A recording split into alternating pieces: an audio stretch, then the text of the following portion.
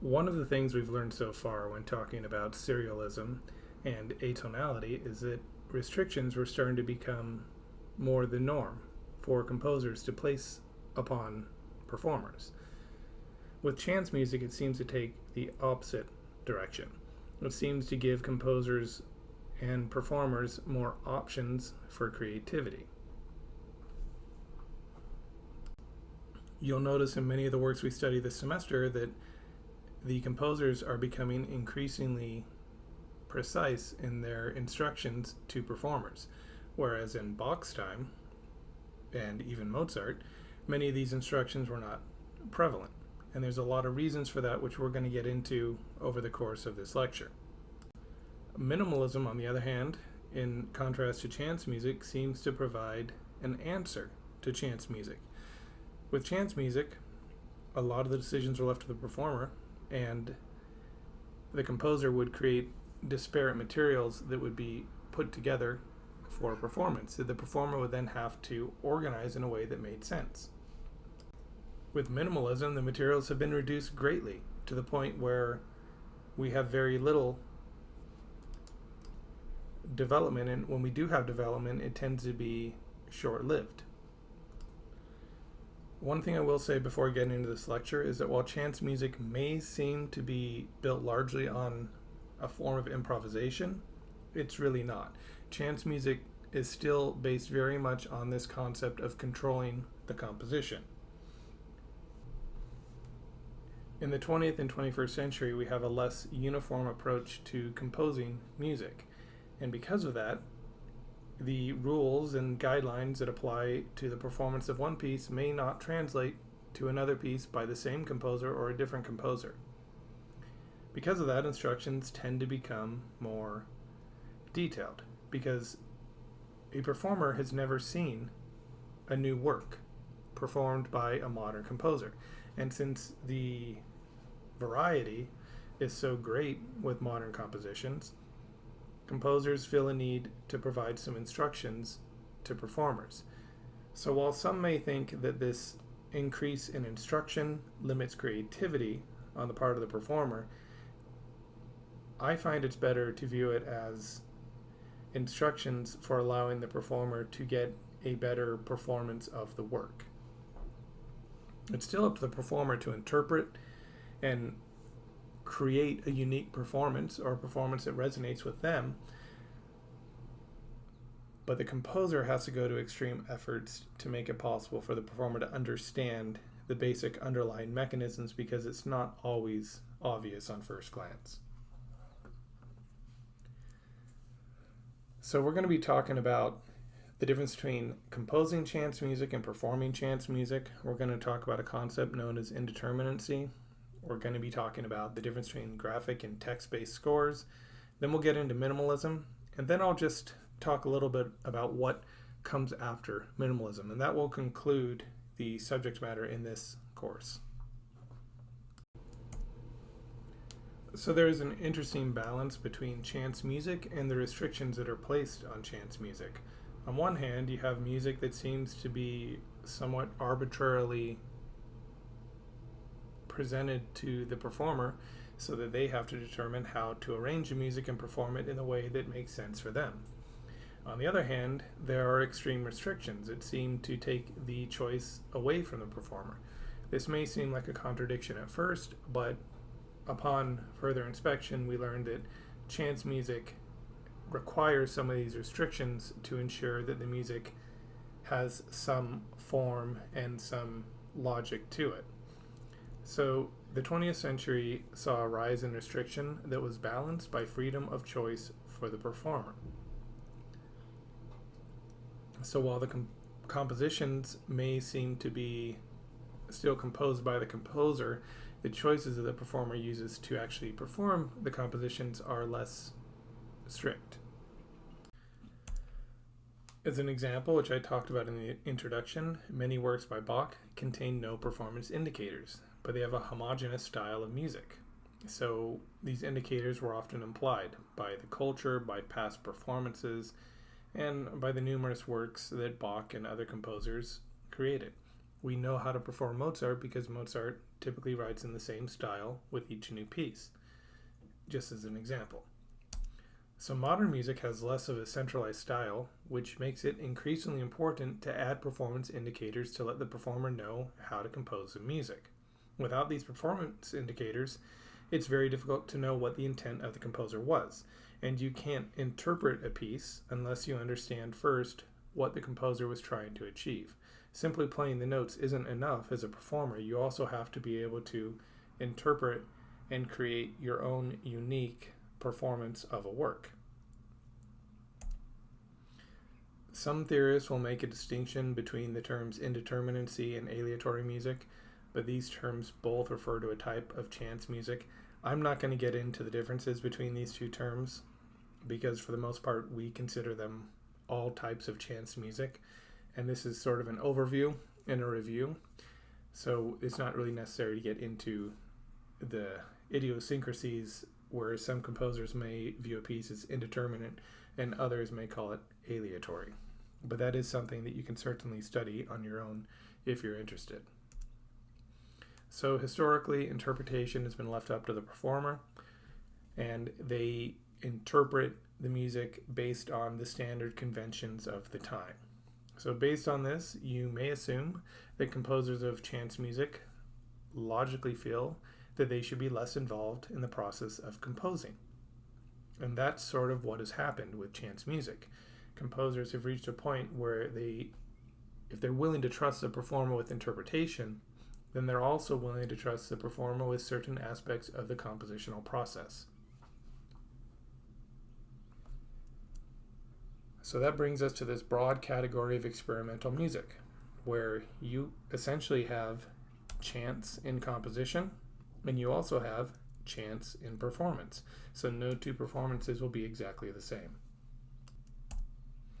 So when it comes to composing chance music, essentially composers have to decide what aspects of a composition are going to be decided by chance, and they do this ahead of time and notate it in the score. So as an example, a piece with no dynamics could indicate a range, or maybe two options, such as mezzo piano or fortissimo. The performer could then determine which option to use by flipping a coin. And depending on the flip of the coin, you'll play a passage in mezzo piano or fortissimo. If you have more options, such as piano, mezzo forte, fortissimo, you can determine those by the roll of a die. So it's got 6 sides, so there's one option for each dynamic level. The point is that the composer still has to determine the range of dynamics and how to apply them, but chance can dictate the dynamics that are used.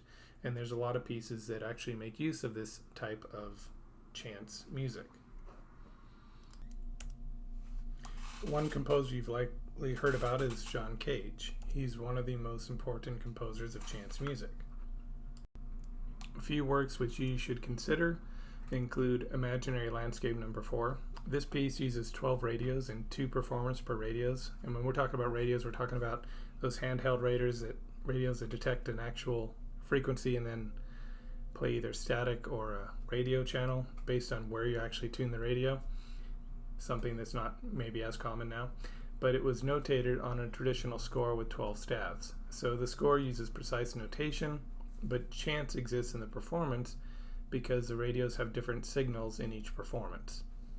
So while this particular piece uses a lot of prescribed notation and a lot of very specific elements that John Cage created, supposedly without using any sort of roll of the die, he actually orchestrated the idea for 12 radios. That wasn't an accident. He orchestrated the idea for 2 performers per radio. That also wasn't an accident. He still used a lot of chance in the actual performance of the work. Another piece where he uses the I Ching is called Williams Mix. This is based on a Chinese treatise on probabilities, and essentially there are 64 different possible outcomes that John Cage uses to dictate the decisions for the performance and in many ways the composition of the piece. So these are 2 of his important works that maybe you haven't heard about before, and they're 2 works that you should at least look at the scores and try and understand how they work.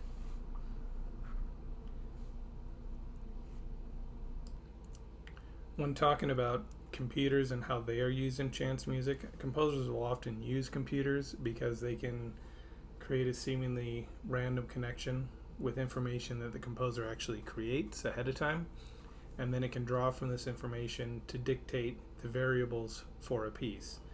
So one composer that you should be aware of is Hiller. He composed the first serious computer piece called Iliac Suite for string quartet.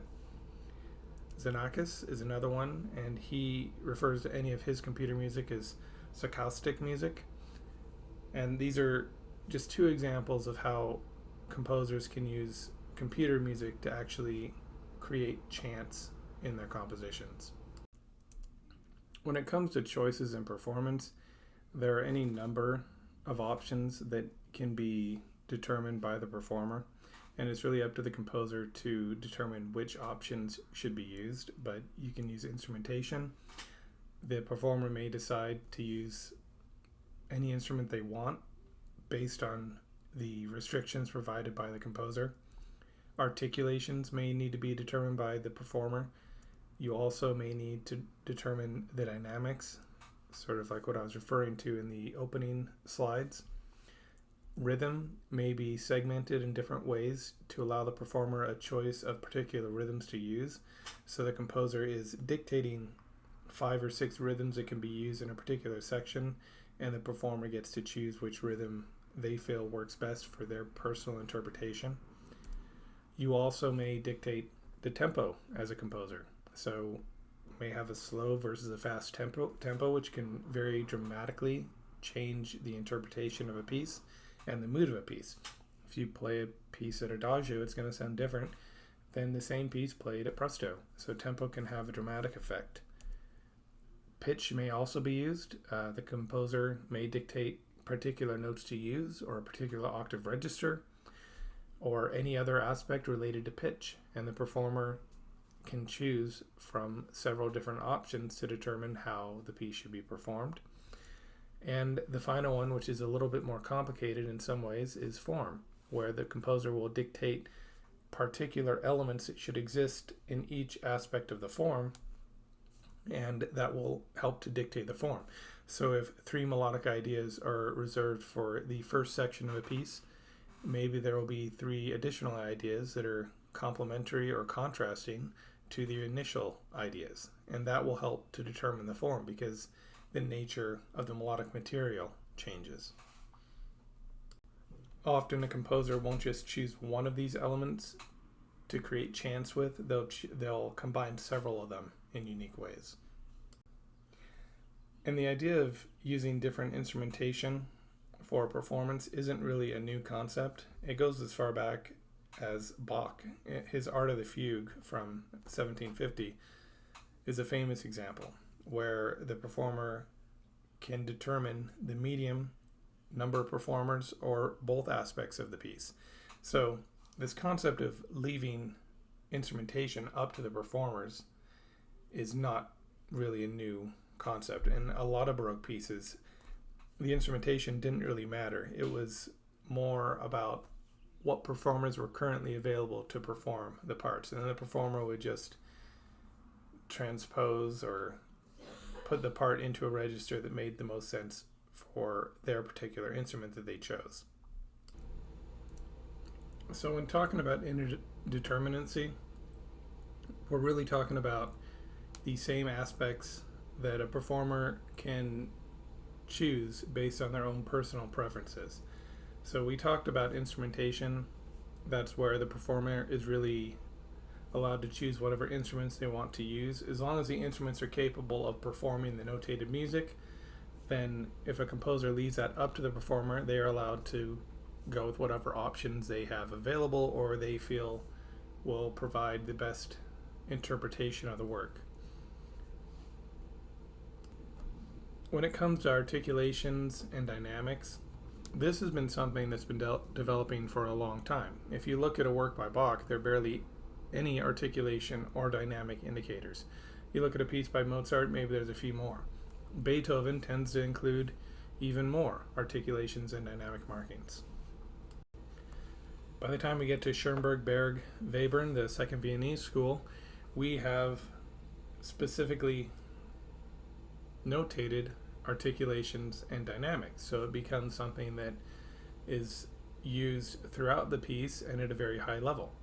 When we get to chance music, suddenly articulations and dynamics start to take a step back, and the performer has more choice in how they are going to determine a work. You'll look at some pieces where every single note has an articulation on it, or the dynamics change several times per measure.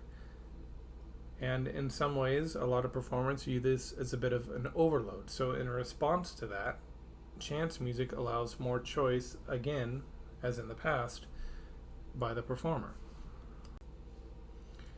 When we're talking about rhythm and tempo, they kind of go together.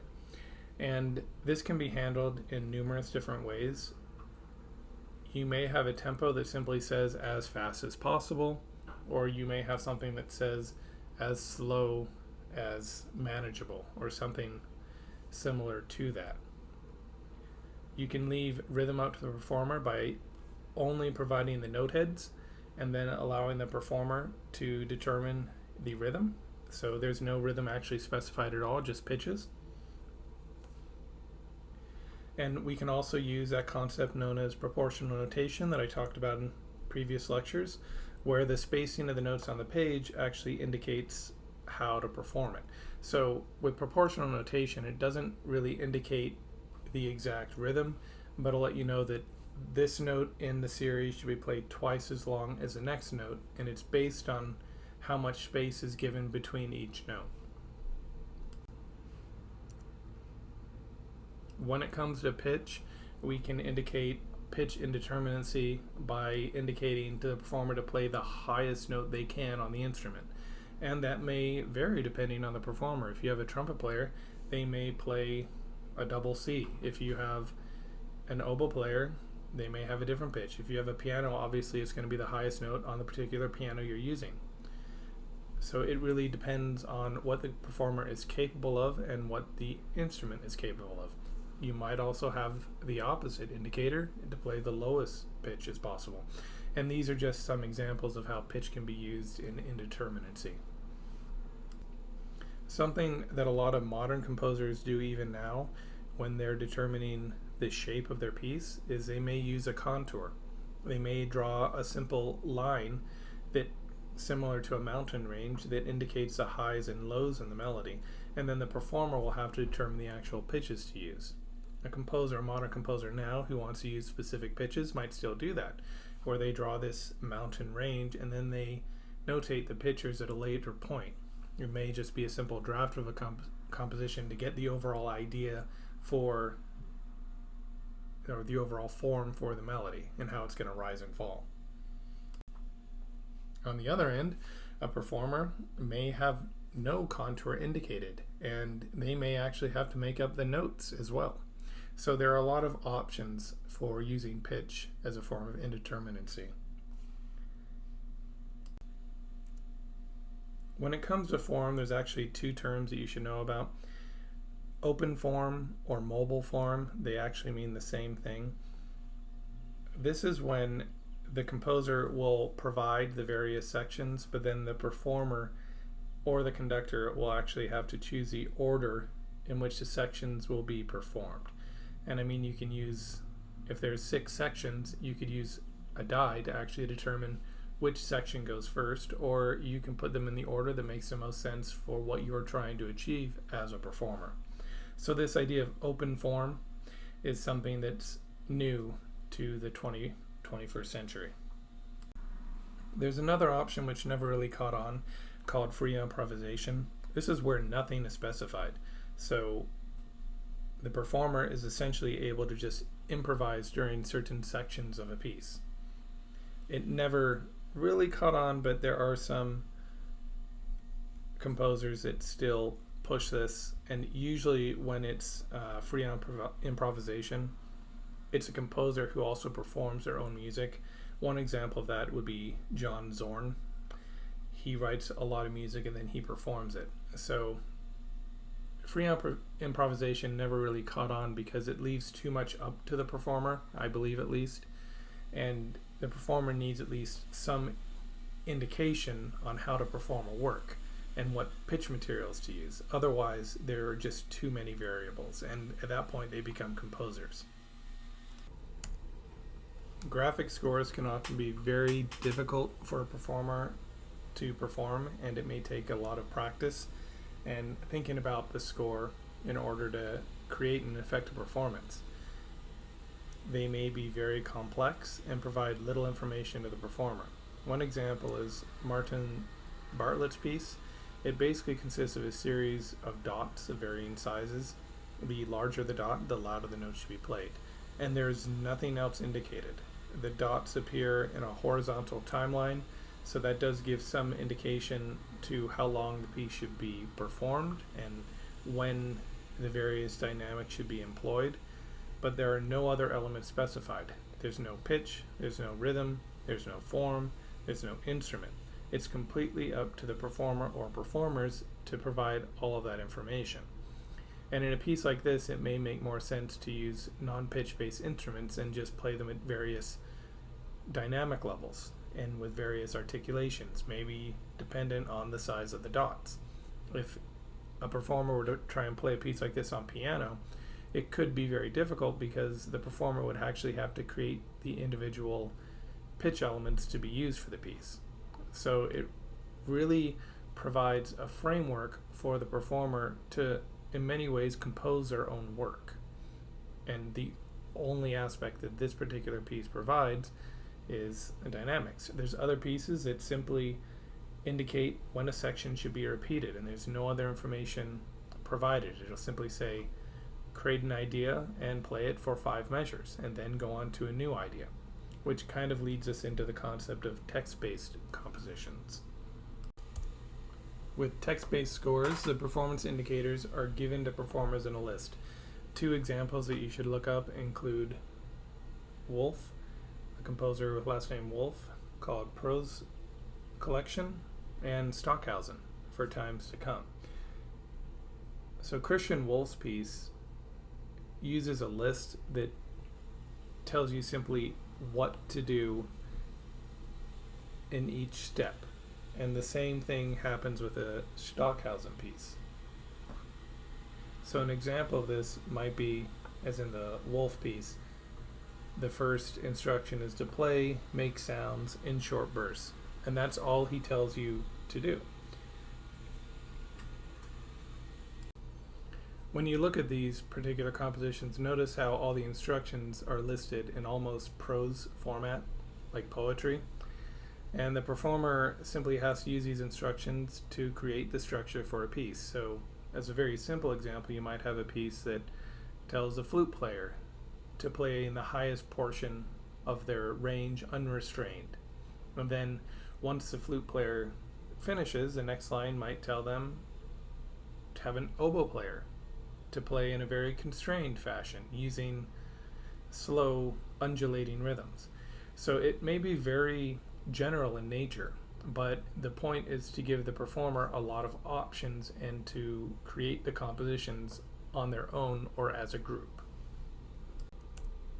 So for this particular aspect of the lecture, we're going to be talking about minimalism and some of the trends that came later. So we've got concepts like minimalism, post-minimalism, new romanticism, new tonality, and polystylistics. These trends tend to overlap a little bit, and it can be hard to determine which ones are one category over another. Post-minimalism, neo-romanticism, new tonality, and polystylistics, they all share at least one common aspect with minimalism. And so they tend to be a little bit difficult to isolate as well-defined styles. One of the things, or actually 2 things, that all of these styles tend to have in common is that they're all based around a central pitch idea. So they're pitch-centric. And in many cases, a lot of these styles are also tonal in the traditional sense. So it may not be tonal in terms of the overarching form, but there's definitely a pitch-centric idea that is evident in all of these works. So after going through chance music and all these other different types of styles, we've arrived back at this concept of tonality, but we're doing it in a dramatically different way than any tonal composer of the 18th and 19th century would. So when we're talking about the roots of minimalism,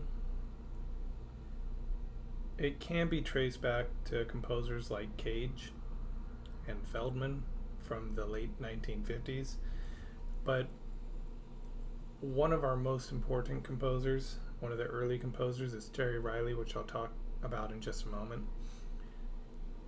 But minimalism is also sometimes referred to as process music, phrase music, pulse music, systemic music, and repetitive music.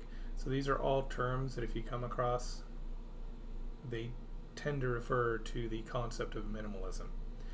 So as I said, Terry Riley's In C is an important piece.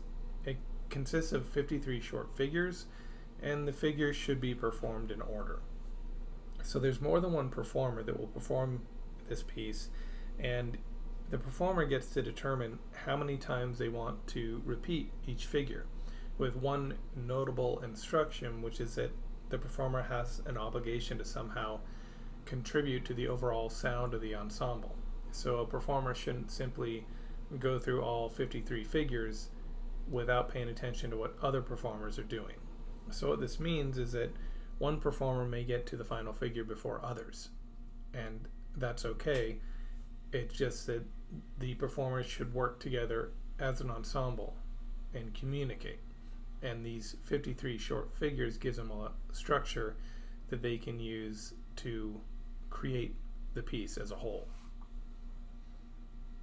As the composers go through these various figures, that results in a process known as phasing, because you're basically phasing in and out of different motives and at different times. And while this may seem like a new concept, it's very similar to the older concept of the canon, where a musical idea is repeated. It's just in this modern example, our canon, or phasing, is done without regard to harmony. And so you may have a lot of conflicting elements happening at the same time. But if it's performed well, the performers work together to try and create something that's interesting and cohesive. This piece uses a very basic tonal structure. It establishes C major in the very beginning, and then as it continues, you'll end up with a half cadence on the dominant, and then you end up in E minor, so there's a mediant relationship between C and E, between the first and the E minor section. And then we have another mediant relationship where we go from E minor to G minor. So the piece uses mediant relationships to create various sections within the piece, but it's mostly tonally ambiguous once the individual phrases and short figures start to overlap and combine in unusual ways. The entire work uses only 9 of the 12 pitch classes available, and they're not introduced all at once. They're introduced gradually. So between the first and the 45th figure, by the time you hit the 45th figure, you've introduced all 9 pitch classes. So this is similar to the concept of having an apex about halfway to 3/4 of the way through a piece. The composer, Terry Riley, is actually saving all the pitches for the end of the piece to give you that final 9th pitch as the piece starts to come to a close. And then from there, there's a gradual decrease where the piece comes back to what seems like a C major tonality again. So when it comes to minimalism, there's a few different characteristics that if you look at the Terry Riley In C piece, you'll find. There's restricted pitch and rhythm in that piece. There's also a pitch-centric musical language, so it revolves around a tonal center, generally implying a tonality, at least for segments of the piece. Diatonicism is often used. There's often a lot of repetition. We tend to encounter phasing, where different parts come in and out, and they tend to overlap. you'll have a lot of drones and ostinatos. The In C piece by Terry Riley actually has 2 high Cs, which are played on the piano at the near the highest pitch available. You're also going to have a steady pulse in a lot of minimalism pieces where the pulse doesn't really change. It just keeps this sort of meditative feel happening throughout the work. There's also static harmonies. We talked about indeterminacy, and that occurs a lot in minimalism.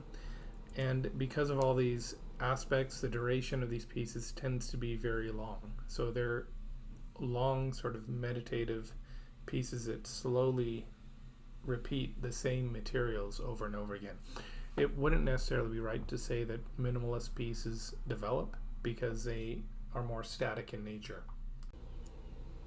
Some other pieces you might want to consider taking a look at, which are examples of minimalism, include John Adams' Short Ride in a Fast Machine, Steve Reich, New York Counterpoint, and Philip Glass' Strung Out. And all of these composers are great examples of minimalism, and they are composers that you should become familiar with.